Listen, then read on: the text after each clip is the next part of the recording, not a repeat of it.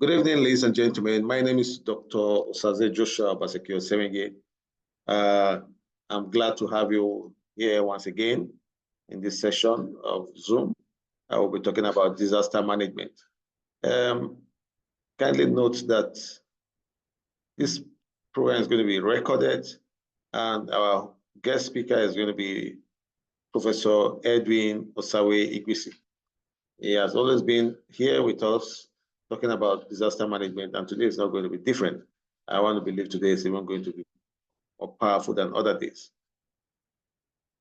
Please pay attention.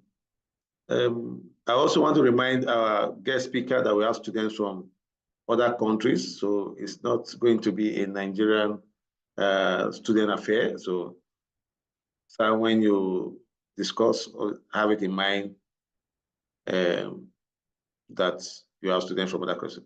Please, if you have paid and you're asking about certificate, it simply means that you are not in this program. We just mentioned that. And I don't think this program is for certificate. Please, I think we should just stay to why we are here. Okay, I want to hand over to Professor Igwisi. Prof, as usual, you don't need a slide. Just tell us about disaster management. Let's get to know more about it, why we should do it, why it is important we all become part of it, whether we are students, whether we are lecturers, whether we are in disaster management or not, why everybody needs to be part of knowledge sharing in disaster management. And any other thing you want us to know, then we'll ask you questions, and that's all. Thank you, sir. Over to you, sir.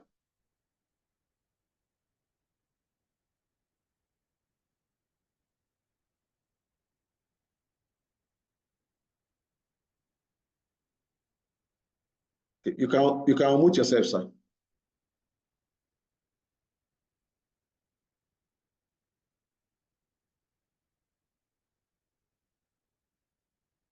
Okay, sir, you can unmute yourself. Okay. Good evening, distinguished ladies and gentlemen, distinguished participants. It's a pleasure having you once again. My name is Professor Edwin Osawe Igwisi. I work with the Center for Disaster Risk Management and Development Studies here in Ahmadu Bello University in Zaria, Nigeria. I teach at the center, and we do all the things we are supposed to do at the center here. We've been in this business now for quite some time, and we've trained quite a number of students across the globe on this issue. And today, I would like to just give you a brief rundown of what disaster risk management is all about. One of the reasons why we teach disaster risk management, it's because we want people to be knowledgeable in what disaster risk is and how to manage disasters at your own end. One of the things we teach students is that disaster risk management, it's everybody's business. You know, it's not meant to be a problem for only the authorities. You know, the authorities are involved, but we know as individuals in our communities, we also have crucial role to play in managing disasters. In Nigeria, for example, we have about 4 layers of disaster management. At the federal level, we have the National Emergency Management Agency, that's NEMA. At the state level, we have the State Emergency Management Agencies, SEMAs, and all these 36 states with the Federal Capital Territory. At the local government level, we have what we call the LEMCs, Local Emergency Management Committees. Then, of course, we have at the community level. At the community level, that is where you and I are supposed to operate. Now, why are we concerned about disaster management? We are concerned because hazards always impact on our communities, our regions, our state, our nation. And what is a hazard? Hazard is any phenomenon that has what we call, let me use the appropriate word, a harmful impact, harmful effect something that is harmful to you and I in our community. That's a hazard. And this hazard could be a natural one, to be caused by nature. In some countries where you have earthquakes, you have volcano, you have a hurricane, those are natural phenomena that can impact negatively on our communities. Sometimes the hazards are also caused by the way we use our environment, man-made hazards. For example, if you build a dam and the dam, you don't maintain it regularly and the dam collapses, all the communities downstream of that dam are endangered. If, for example, you now set up a factory close to a populated environment, close to a settlement, and you have an accident, industrial accident in that industry, in that factory, of course, it's going to affect the community around it. And we have examples all over the world.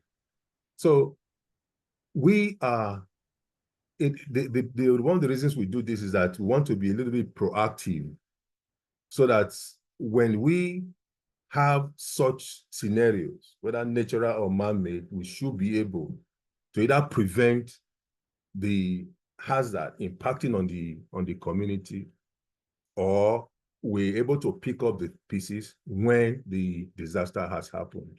Now, when the hazard I just mentioned now impacts on the community, and the community don't have the wherewithal, when the community does not have all it takes to cope with that impact, and it overwhelms that community, it becomes a disaster.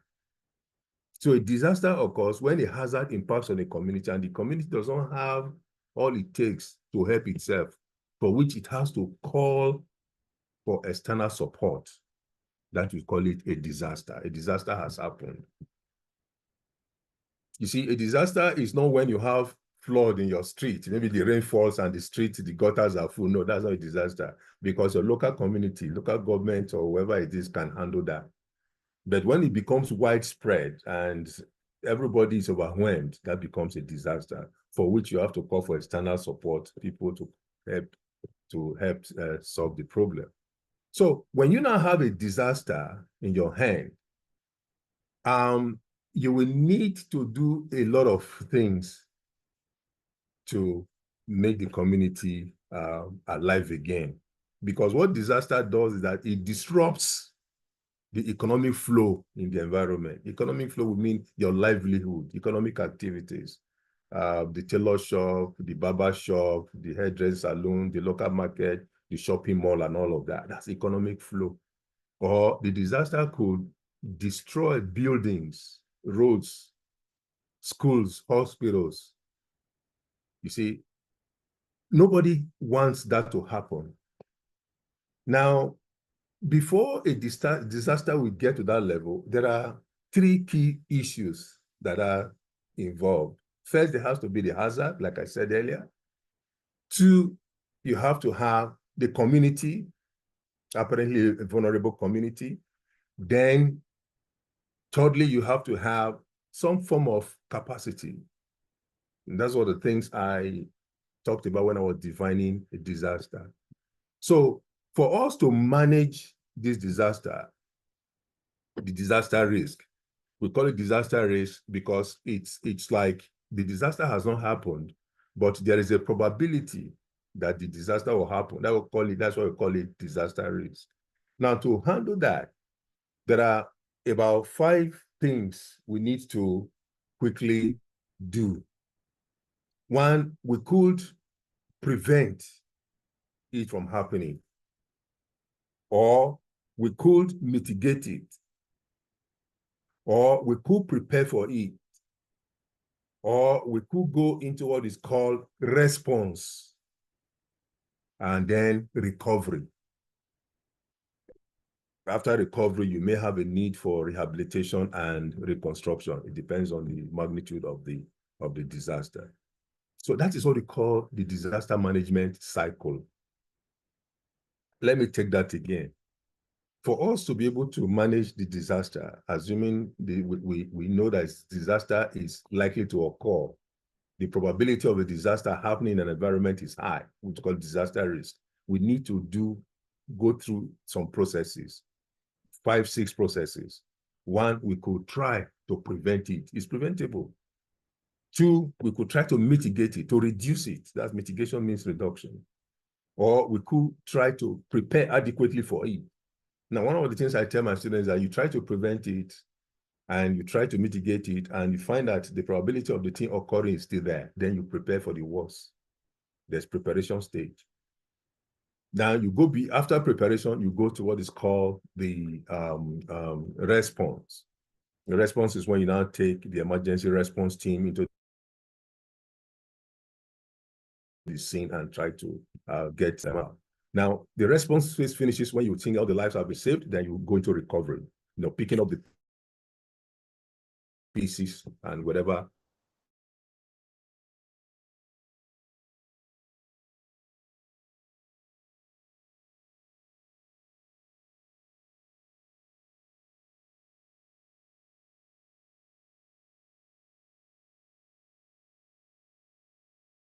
Like that. Now, if you look at this cycle, the first 3 essentially are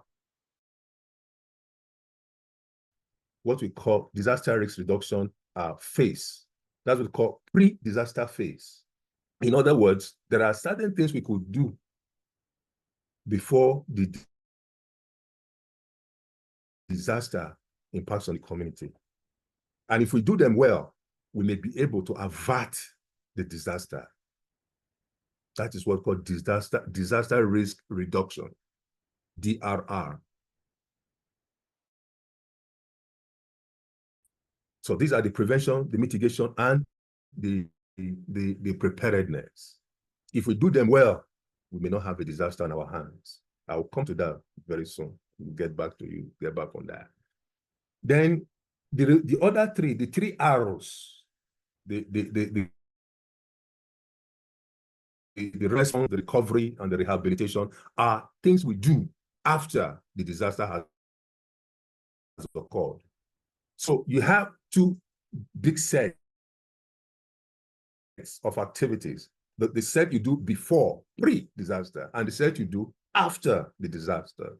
So the pre is what we call the DRR, and the post is what we call emergency management.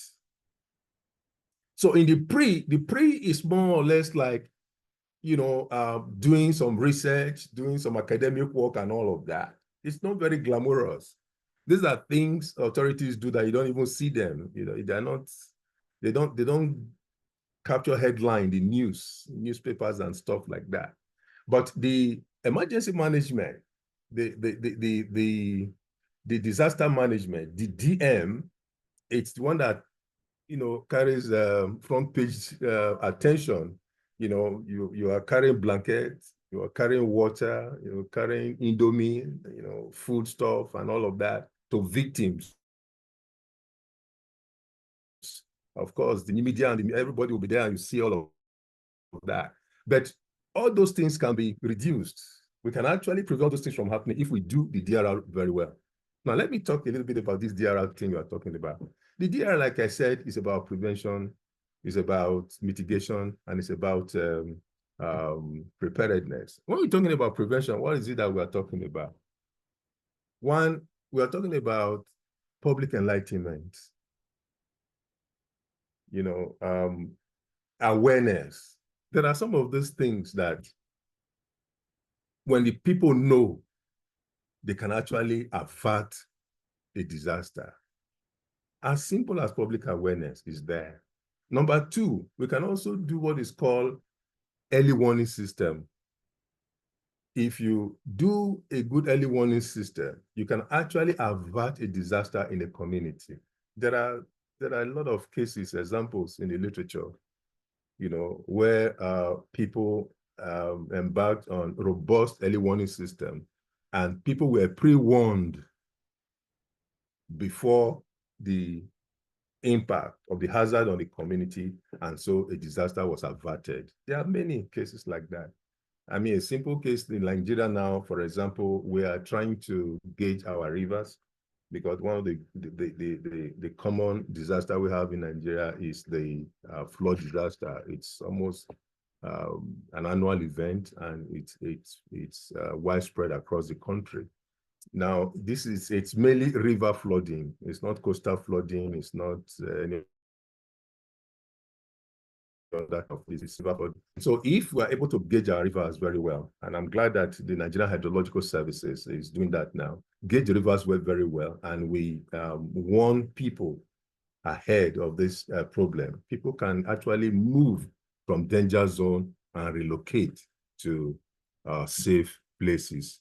And so we're able to, if we can save properties, at least we can save lives. That's early warning system. We can also do, under that prevention, we can also go into issue of doing a hazard assessment, hazard profiling, hazard risk assessment in the community. In other words, what's the nature of the hazard? Like the common example, like I said, the flood, which is a common hazard in this country, Nigeria. We can actually do a flood risk assessment. I mean, what's the magnitude of the flood? You know, what's the frequency of the flood? How often does it occur? And when it occurs, what is the spatial distribution of the occurrence? What the temporal distribution of the occurrence? And what are the factors, the causes that predisposes the community to having this kind of problem? And of course, beyond that, you do what is called vulnerability assessment. How vulnerable are the communities around? And of course, you do a capacity assessment. That's the kind of flood risk assessment. Now, if we're able to do that, do vulnerability assessment, do capacity assessment, you come out with a result that will show clearly that, look, this community is vulnerable, this community is less vulnerable, and so on and so forth. And you're able to manage the situation such that the rainy season will come and go with no life lost. We can do all of that, and so on and so forth. Now, when you talk of mitigation, we're talking about things you can do to also reduce the magnitude of the hazard when it impacts on the community, and by so doing, if the disaster occurs, you can also reduce that. So mitigation simply means you can have two types of mitigation. You have what is called the structural mitigation and non-structural.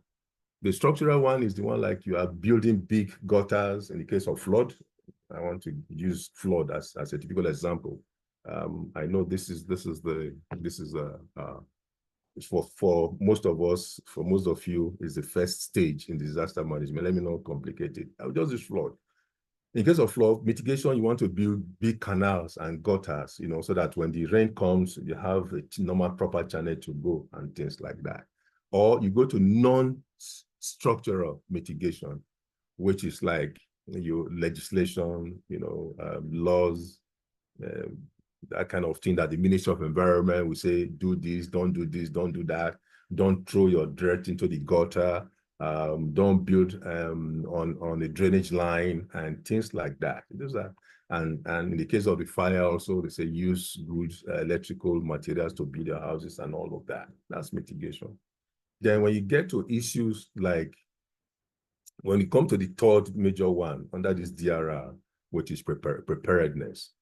Preparedness means now putting things in place such that if the disaster occurs, in spite of all you've done to prevent and to mitigate it still occurs, you have some materials on ground to help the victim. And what are the kind of preparedness we're talking about? We're talking about both food and non-food items. Food items, water, and all of that. You must have a good store, a warehouse, you know, where you keep all of those things. And one of the things we tell people is that you don't wait until the disaster happens before you start procuring, before you start buying these materials. It'll be too late because you are going to an emergency situation. Hours count when the emergency occurs, when a disaster occurs in a community. Hours count.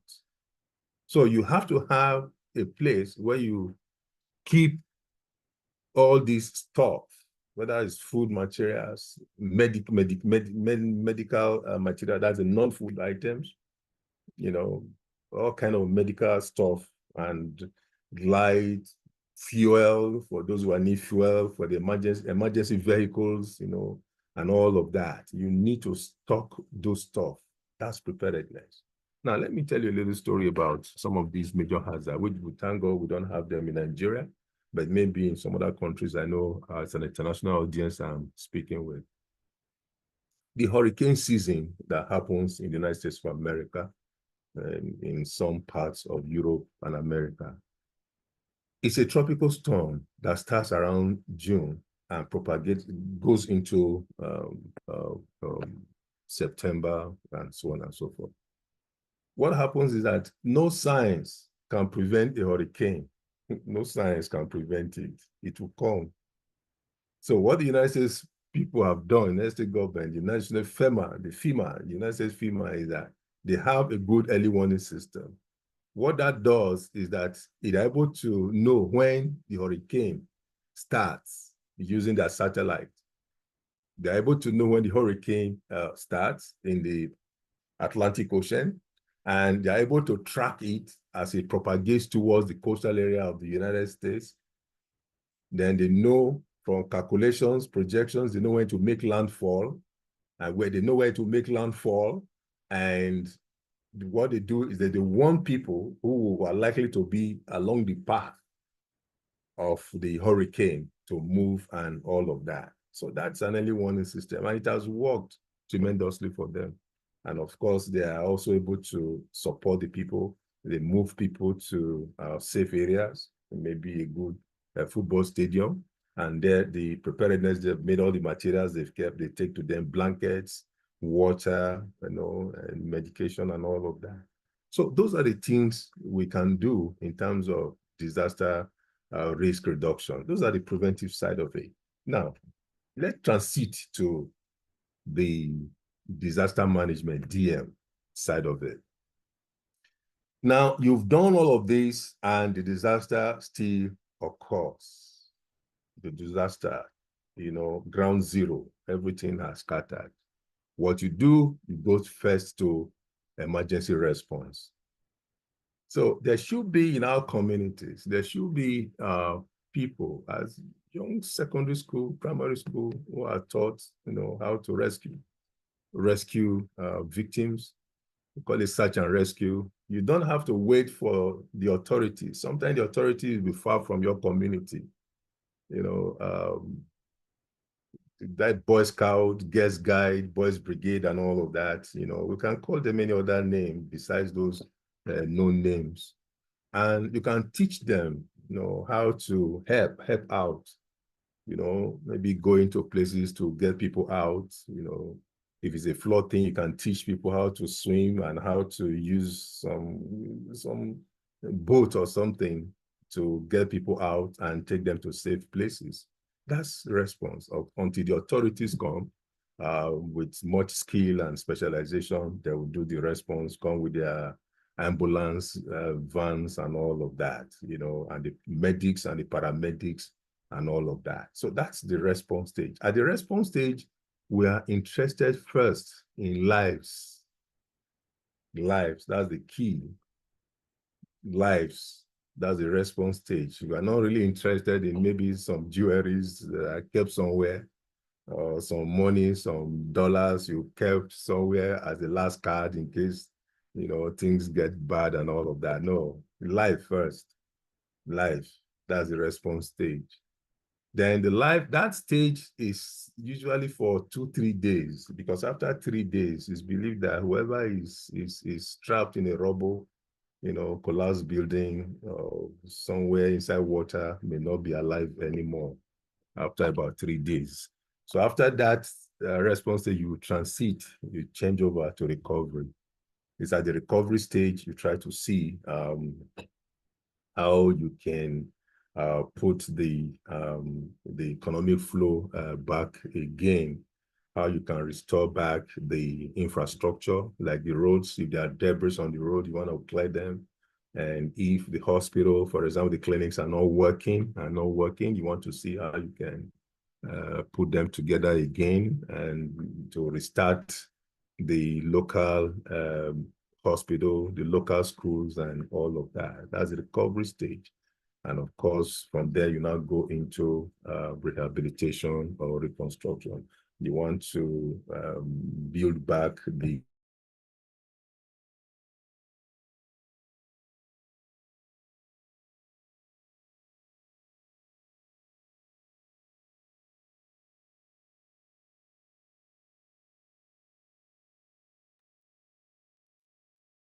Prof, we've lost you. We can't hear you.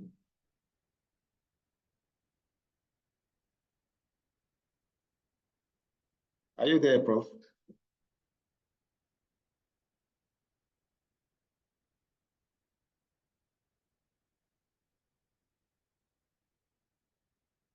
Okay, we've lost him. We just have to hold off a bit for him to reconnect back. It is the network from his end.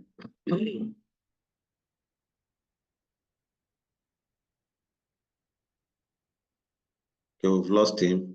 Just let's give him some few minutes to reconnect back. The hands that are up, is it that you have questions to ask or what? Okay, Prof is back.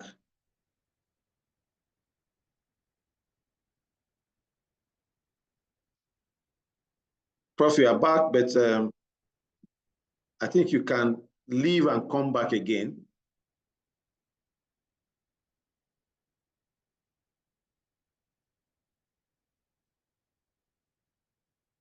Can you hear me, sir?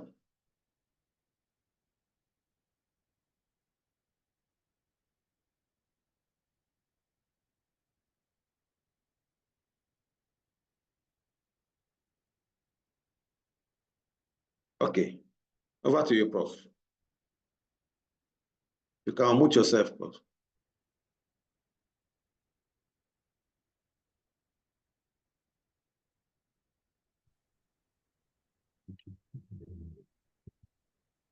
Ladies and gentlemen, I'm very sorry. There was a glitch. I'm sorry. Like I was saying, when you now get to the level of disaster management, the DM that I was saying, you have these three. You have the response phase. You have the recovery phase, like I was saying. Then you have the last stage, which is the rehabilitation, reconstruction, and all of that. I was talking about the story of the Bauchi Gombe Road that was washed off and all of that. So that's what we did, what we call the reconstruction. That has to be fixed.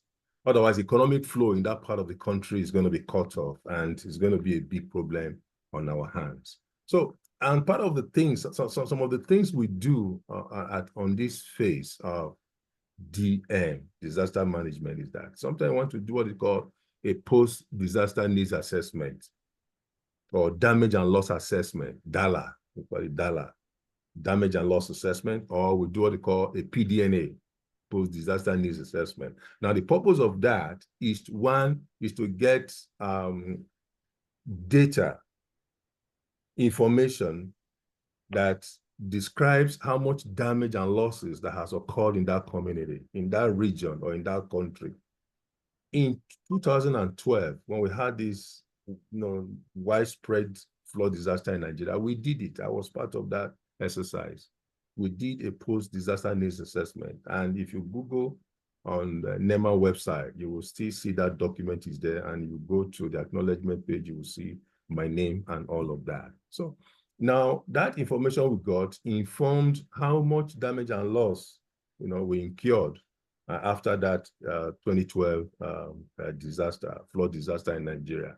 And it also informed decision makers where to prioritize in terms of geographical space, which region, which state, and which sector of the economy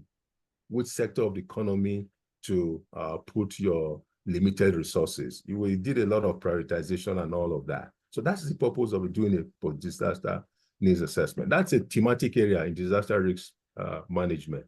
There will be time to talk about that today. That's a special thing if you are going to talk about post-disaster needs assessment, PDNA, or doing a DALA. Now, after that, another thing we do in that way, we also do what they call a recovery planning. You have to also do a recovery plan. How much will it take for how much will it cost the government, the authorities, to get things back to where they were before the disaster occurred? That's recovery plan. We did a recovery plan also, and that also helped in bringing back the whole thing to the stage where we were before the 2012 flood. You know, these are quite a number of things we could do. And let me also say here quickly before I let you, give you some time to ask some questions. Recall I was talking about DRR, disaster risk reduction. These are the things you do before the disaster happens in the community.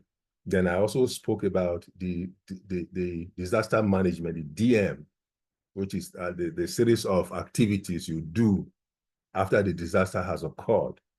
Now, if you put the two together, the DRR plus the DM, that gives you disaster risk management, DRM. So disaster risk management is actually a combination of disaster risk reduction and disaster management. So, ladies and gentlemen, let me pause here and take your questions. Thank you very much.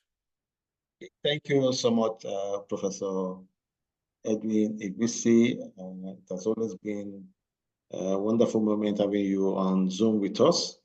And like I always keep saying, when you start talking about disaster risk management, it always seems as if you should just keep going on. But fortunately, time is not always on our side. We're going to take some questions now, and Prof will be here to deal with those questions and respond to them. Okay, we'll be starting with Mrs. Esiri. Please, let's make our questions very brief, very, very brief, straight to the point. And I also believe that Prof will respond to you. My question is not really related to disaster management. It's related to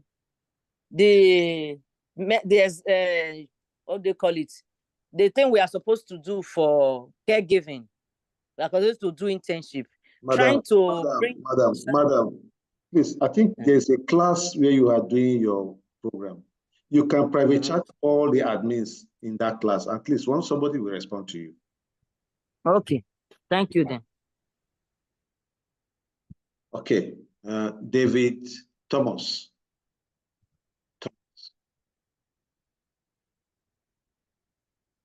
Are you there? David Thomas, please unmute yourself. Good evening, sir. Evening. Good evening. Yeah. Please, I want to know that related to data management, I want to know the type of methodology or data analysis that is that usually align with those kind of maybe research. If you want to make a product, maybe a prediction, or you want to make some kind of maybe a reduction or management related to maybe let's say flooding. Okay. Okay. There are quite a number of things you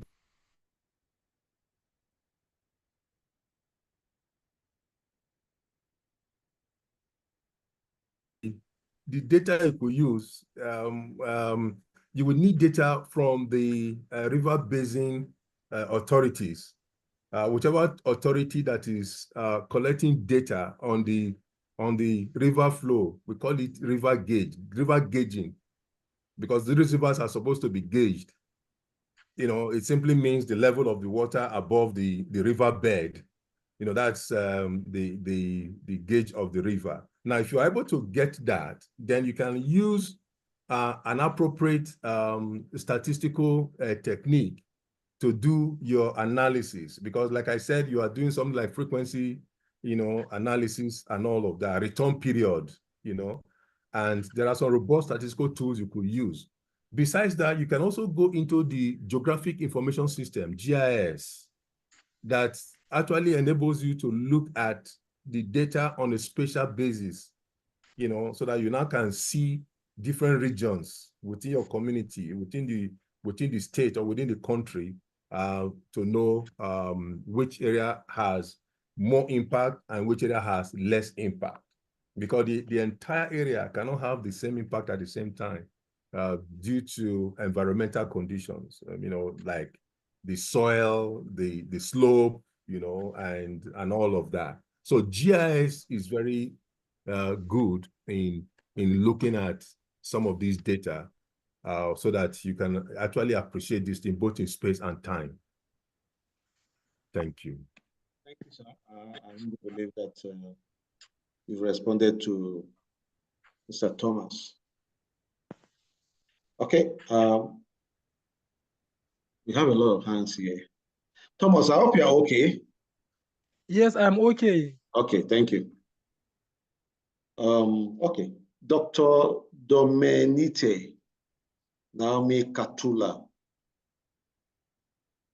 Please unmute yourself.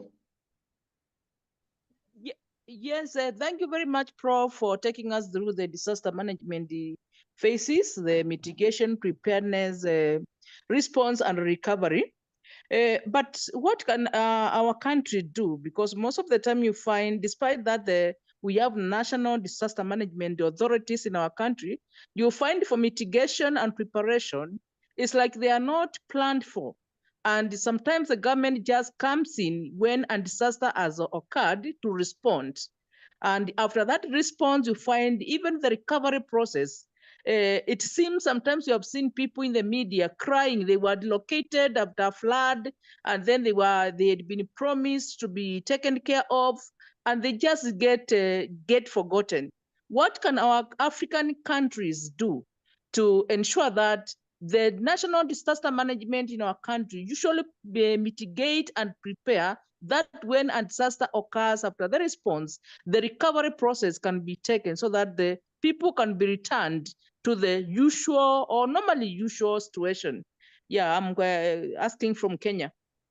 Yes, I wanted to note that I saw your intonation. I have very good friends in Kenya. I was there last in 2016 or thereabout.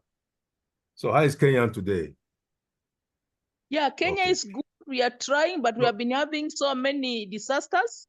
We have been having fire disasters by petrol, flooding. We have been having many disasters, and still many people are still displaced, or they have just been relocated shortly, but find now they are crying that what was promised to them is not. Yeah. So what can we do? To respond, Doctor, to respond to your question, you see, it's advocacy. It has to be true advocacy, because the Nigerian situation was like this before. And we in the academics, the Center for Disaster Risk Management, we knew that it shouldn't be like this. We're not solving any problem. We were always reacting to the disaster incident. In other words, we all fold our hands and wait until the disaster happens. Then when it happens, we start carrying blanket and water and food and all of that to the people. We said, no. There are things you could do before the disaster incident. And if you do those things well, you can actually avert or significantly reduce the disaster incident to the extent that no life is lost, and you can even save your properties and livelihood and stuff like that. So through advocacy, we went through the local parliament. You call it parliament in Kenya. We call it National Assembly here. We have the senators and House of Rep. So we spoke to them that, look, they needed to create a DRR department in NEMA, Disaster Risk Reduction Section Department. In NEMA is our National Emergency Management Agency in Nigeria. That's what we call it. I know in your country, it is under the office of the Prime Minister, I think. In Uganda, it's under the office of the Prime Minister also. In our country, it's under the office of the Vice President. So now, like I said, if you do that DRR well, which is about prevention, mitigation, and preparedness, you can go a long way in averting the disaster incident. You can even, you can live in a community and for a long time, you won't have that incident because people become aware under that preparation. You have plans, evacuation plan, you have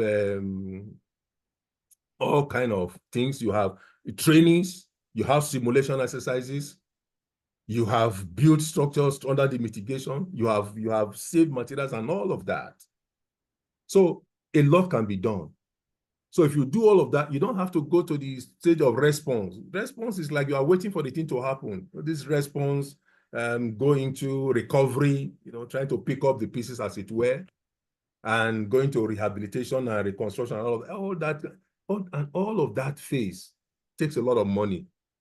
But this DRR, like I said, it's an academic thing. It's not glamorous. I said it earlier. You don't see it on the front page of newspaper because it's research. You are doing vulnerability and capacity assessment. That's an academic. The politicians don't like that because it doesn't bring money to them. When you're doing an early warning system, you are developing an early warning system. All that is academic. But through advocacy, you can insist that, look, they should create that. And today in Nigeria, we have a department of DRR, Disaster Risk Reduction Department in our NEMA, in our National Emergency Management Agency. So I think we can solve that problem in Kenya also if there's strong advocacy, and particularly through the non-governmental NGOs and some other non-government agencies. We can do that. And if you do that, I think it's much better. You save a lot of cost, you save lives. Thank you, Doctor. I want to believe I've responded to her properly. We'll be moving on to the next person. Iria Sami Sankara. Please be very brief and straight to your question, please. It's okay. It's a short one. Good evening, sir. Good evening, sir. Hi, Professor. My question is on the definition of disaster management itself. I'm getting a little worried. Let me not use the word confused. Did you say that until an occurrence or any harmful phenomenon is unable to be responded to, you can't call it a disaster? You can't consider it to be a disaster? Yes. Yes. Okay. Yeah, we'd call that a hazard. A hazard is a harmful phenomenon that could impact on the community. I mean, like you can have flood, you can have, like I was talking about, a factory, not properly situated, and situated within the community and all of that. That one is a hazard. Or you can have maybe an earthquake. That's a hazard. Or a tsunami, that's a hazard. Now, until that impacts on the community, and the community is not able to cope with it, and the community becomes overwhelmed to the extent that some external support have to come, you don't call it a disaster. So when all those conditions now come up, you call it a disaster. So a disaster is when a hazard impacts on a community for which the community does not have all the capacity to cope. To come out of it. That's to come out of it. That becomes it. Thank you for this enlightenment. Thank you very much, sir. Thank you.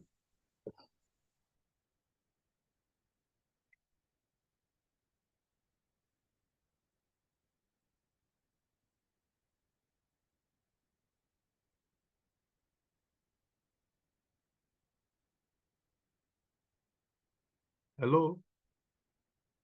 Hello? Hello to you, Kaba Anthony. Hello? Hello. Yes, Kaba Yes, Anthony. Yes, ask your question, please. Yes. Okay, thank you very much for the opportunity. Thank you. Mine has to do with the DALA, that is damage and loss assessment. I want to know. Yes, I want to know how do we do that assessment? How do we do the damage and loss assessment? And what criteria do we use? Yes, the DALA assessment is, like I said, when we were talking about the PDNA, the post-disaster needs assessment, it's a thematic area. It's a whole area in disaster management. you know, we may not be able, that would take another 1 hour, but I don't want to go into it. It's in the same group as you are talking about early warning system, ICS, incident command system, and all of that. I don't want to go into all that. But what that is, simply put, is that it's a way we can assess our damage and losses. Damage is the physical destruction of buildings and roads, while losses are disruption in economic flows. So when we are looking at damage and losses, we are looking at estimating which buildings are damaged and what is the cost of repairing that building. We are talking about which economic activity were impacted, were disrupted, and how much will it cost to reinstate that economic flow. One example I give to my student is that, for example, a fisherman during a flood, the boat was swept away, the fishing gear, the net and all of that were swept away, and the guy has been out of business for some time. Now, for us to account for that economic flow, what we'll do, the kind of data we require is that, look, this man, what is the cost of without his boat? What is the cost of the fishing net? How much was the guy making on a daily basis? And for how long has he been out of business as a result of this disaster? So we put all of that together and we provide the money for this guy to start all over again, and the economic flow start all over again. So that's just one out of several. So we do that for all the various sectors. For the farmers, the agricultural people will do that. For the transport people will do that. For the health worker will do that. For the education sector, for example, somebody has a private school, and as a result of this disaster, the school closed down. The proprietor, the proprietress is not able to collect school fees because the parents will not pay because the school is not in session. So how much will it cost for that school to come back into a smooth operation? That is what we do in Dala. It's a little bit detailed. I may not be able to say more because of time. Maybe if we meet our coordinator, Dr. Saze, and for those who are interested in some of these thematic areas, we may be able to tell you more. Thank you, Kaba. Thank you, Professor. I know it's not easy. We have time constraints. So we are putting up something that we give everybody the opportunity to do something more advanced in disaster risk management. And very soon that will come to play. Okay. Patrick Chirara, please be very brief with your question. Okay. I just want to ask you, how can disaster management leverage technology such as GIS, mapping, drones, or social media to enhance preparedness, response, and recovery efforts? Yes, that's a very good question. And that is where we are going into gradually. If you're talking about drone, getting information, that's land use mapping. GIS is also very, very important because when, for example, if you have a major flood incident and you want to have a quick information about the spread. Now, because of the magnitude of the flood, you may not be able to drive into some remote areas, you may not be able to go in there because the whole place is still underwater, under flood water. So what you could do is either to use satellite imagery. There are some of these satellite imageries that are in real time. Then you are able to map the extent, and you can even use.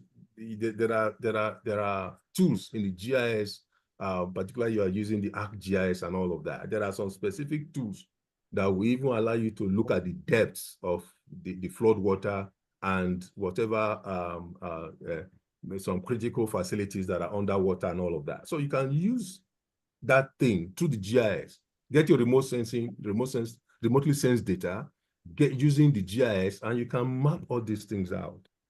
So if you don't have access to satellite imagery, you can actually use drone technology, like you said.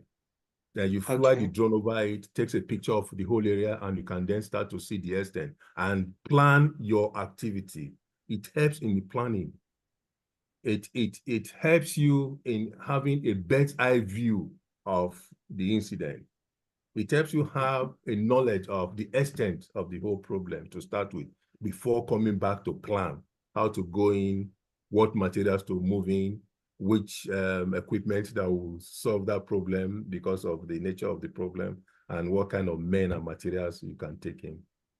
Thank you very much. Thank you, Prof. Thank you for that excellent response. Okay, I hope Patrick is okay with that. Yeah, I'm okay. I'm already answered. Thank you very much. Thank you, Patrick. Thank you. Okay, we'll just respond to take 2 questions from 2 more persons, and we'll call it a day. Samuel Dibieye Jacri.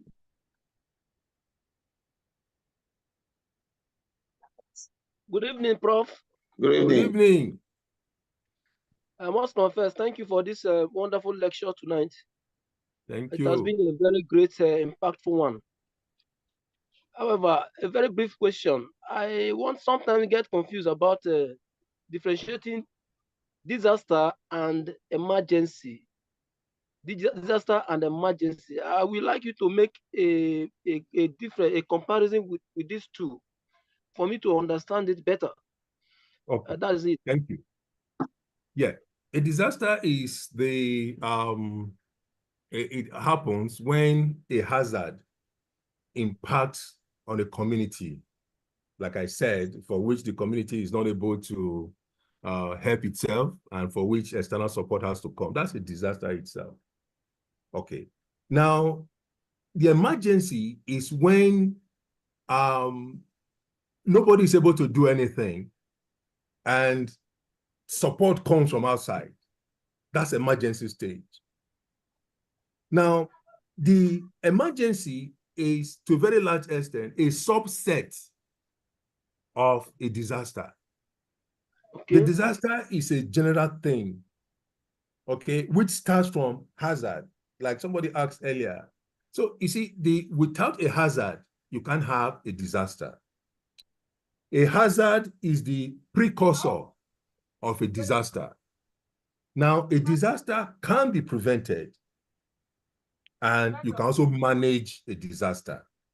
So it's that management phase of the disaster that is called emergency. Let me take that again. The disaster is a big thing which starts from the hazard impacting on the community, and it can be prevented at that point. But when you don't do anything about it, and the disaster now occurs, then you go into emergency phase. When the disaster has occurred, it gets into emergency phase. And that's what I called earlier the disaster management. It's like event management as distinct from disaster risk reduction. The disaster risk reduction is actually looking at how we can prevent, mitigate the disaster incident. So your emergency is when you allow the thing to happen and everybody goes into response, recovery, and all of that. That's emergency. You set ambulance vehicles, you see emergency responders, you set up what you call the incident command system, and you have all kind of responders coming in and all of that. That's emergency. But we can actually avert that phase if we do certain things before the disaster occurs. Thank you. Okay, thank you. Thank you so much, Prof. That was an excellent one. Let me call the last person that's going to pick question from the last person so that we can move ahead for the day. Once again, apologies if we are not able to call you to ask your question, because that might not be possible, seeing the number of hands that are raised. But we're making this a long-term program from now henceforth, so that you have access to Prof all the time. And probably we have a group and set up for that. We have a disaster volunteers international group. We're going to be introducing that to everybody so that you can become a member and kickstart it. For some time, activities have been dull, but any moment from now, activities will kickstart for that organization. And you can be a member where specialized courses can be taken. Thank you. Okay, Psycho Kera. Make your question very brief, please. Psycho Kera. Yes, I'm getting you. Sir. Okay. Yes. Yes. Yeah, good evening. Good evening. Yeah, sir, my question is, yeah, for a nation to prevent disaster. Yes.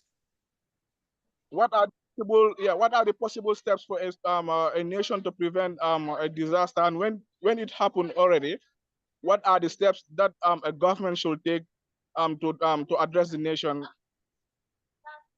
Okay. Now, like I said, you can prevent the disaster through several ways. And one of the ways you can do that is as simple and easy as early warning system. Earlier, I described how an early warning system would be in the case of a flood. That's one thing you can do. You can set up early warning system in such a way that you pre-warn the people before the disaster incident. And when you warn the people, people will be safe, livelihood will be safe, and infrastructure will be safe. Two, there should be public awareness, public enlightenment campaign, because ignorance makes people to build houses by the side of the river. Ignorance makes people to do some things that makes them vulnerable to disasters. Ignorance makes people to lose focus on what the authority is telling them. So we can do as many of those things. And again, on the side of the authorities, they can actually do a hazard, vulnerability, and capacity assessment to know which hazards are prevalent in their communities, to know the level of vulnerability or susceptibility of the people to different hazards. You can do that. And you can also do a capacity assessment to know how much capacity each community has. In other words, what do they have? What is available to them to cope with a disaster? For example, as simple as training. Are they trained? Do you have trained personnel? Do you have what is called simulation exercises? That's to say you simulate the hazard or the disaster and see how people will respond. Those are some of the things you can do for prevention. Like I said, for mitigation also, you can actually enact laws, legislation, which are don't do this, you should do this, you do this, you know, don't build across river valleys and all of that. Legislation, that's part of the mitigation. Now, when you've done all of that, you may be able to reduce a disaster incident. You may be able to reduce disaster magnitude. It's not that the disaster will not occur. It could reduce it. Then for the government, when the disaster occurs, they should be able to have trained personnel who will be able to go into response. Because that response phase is very critical, because we're talking about lives, like I said earlier. The emphasis at that point is life. To rescue, search and rescue. There should be people who are trained on search and rescue. People who respond, emergency responders, to bring out lives. Then after that, after the response phase, which is usually 2 or 3 days, after 3 days, you are not sure if the life will be there, they now go into recovery. For that recovery, you want to be sure that if it's an earthquake, you want to be sure that the debris are removed to ensure that economic flow are restarted. I mean, roads are free, people can move around, hospitals are open, schools are reopened, the shops are open, and all of that. So that one can be done. And the government also should be able to do damage and loss assessment, DALA, or a post-disaster needs assessment, PDNA, so that we know how much it will be needed to build back the community to pre-disaster states. And you can do a recovery framework. Those are for the government. Individuals, communities cannot do a recovery framework. They cannot do PDNA and all of that, but they can do DALA. But of course, it's a little bit expensive. Because like I said, that's like academic exercise and all of that. So, Mr. Seko, have I answered your question? For sure, for sure. Thank you, Prof. Thank you. You've done justice to all the questions. You've done justice. So much. Okay, thank you, Seko, Sarah, Karen. Prof, you've done justice to all the questions asked so far.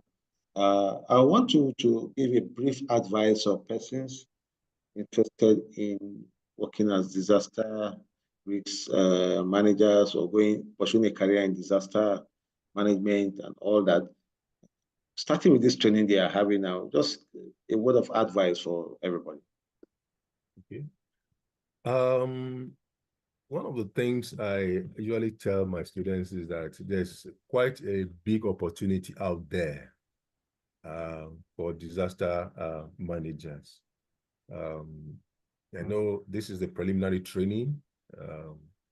We could go a little bit higher, looking at some of these thematic areas like the DALA, the PDNA, the ICS, Incident Command System,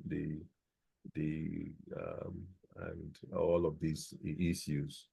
One of the things you could do is that there are a lot of these NGOs, both local NGOs and international NGOs, that are looking for people like you now, people who are knowledgeable in these things, because the NGOs have ways of sourcing funds to do some of these things that we are talking about. Sometimes the government don't really do some of these things, but you see NGOs dominating the space in solving these problems, both pre-disaster and post-disaster phases. So there's a lot of job prospects among the NGOs. Secondly, the development partners, the UN agencies, there are quite a number of them that are looking for trained people like you. For example, the UN OCHA, the United Nations Office for the Coordination of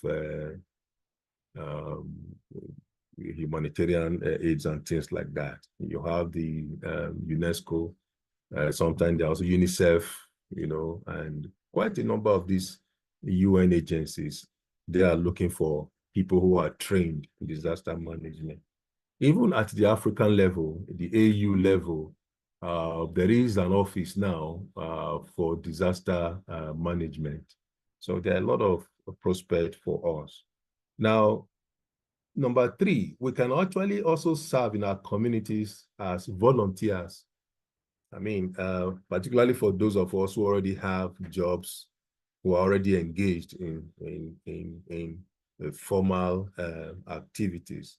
We have our regular jobs and all of that, but we can serve as volunteers such that once in a while we come together as stakeholders and rub minds, discuss some of these issues, the pre-disaster, how to prevent it, and the post, in case the thing happens, what should be done. So we can serve as volunteers. And as volunteers, the community, even the national government or the sub-national government appreciate some of these things, because sometimes from my own observation, from my own experience, sometimes the national government or the sub-national government, in Nigeria we call them states, they may not really have the resources to do all of these things that we are talking about. I'm sure if some of them are listening to me now, they might say, Prof, you don't know that this thing costs money. Yes. So at the community level, we can also put ourselves together as volunteers so that when the incident happens, we can also be there. We can be part of the first responders since we know what to do. We can set up incident command system, ICS, although we will not discuss that. Some other time we'll talk. It's a structure for managing an event, a disaster event. And we can also play relevant roles in some of these things, or even at the pre-disaster level. We're talking about VCA, vulnerability and capacity assessment. We can also, although we have not discussed that too, some other time you might look at those thematic areas. We can also serve in those subcommittees, looking at what's the nature of the hazard in our community. Can we do a hazard profiling? Can we profile the vulnerability? Can we profile the capacity so that we know where the gaps are? We know our strengths and weaknesses so that we can then try to fill those gaps, fill those weaknesses, so that we can bring our communities up to that level such that when the hazard impacts on the community, we will not be too much hurt. So there are quite a number of things like that. So that's my advice to all of us. We can serve in different categories. Thank you very much. Thank you so much. So much appreciate your time, your effort. Ladies and gentlemen, we've heard it all from the horse's mouth, and there's no other person, no one else can say it better than this. The professor in the field, you so much love right now, you're listening to him. For those of you that have gone through this course, from tomorrow you start getting your certificate, you're going to register. The process is very simple. Sign up on the website. We give everybody today to sign up and create an account on our website. If you've done that already, fine. Then after that, you'll be given a link to be able to create a course on your dashboard, which you already have after signing up. So the course is going to appear on dashboard. Just go through the materials, study, do your tests, and when you pass, you pay to get a certificate. You're going to get 3 certificates: emotional intelligence and disaster management, and the other one, what's the other course? We have 3. You are going to get 3 certificates. The transcript coming with them. So please, this is a big one, and we intend to keep it so for some time, just to ensure that Nigerians, Africans generally, they get the best at the most affordable rate. Yes. Thank you once again, Prof. Thank you, ladies and gentlemen, for attending this meeting. We'll be sending the Zoom link to everybody to go through. For those of you that have missed or missing, or for those of you that want to go through this program second time, you will be getting the Zoom link any moment from today or tomorrow morning. By tomorrow evening, you'll be getting ready to get a certificate. Good night, and God bless you.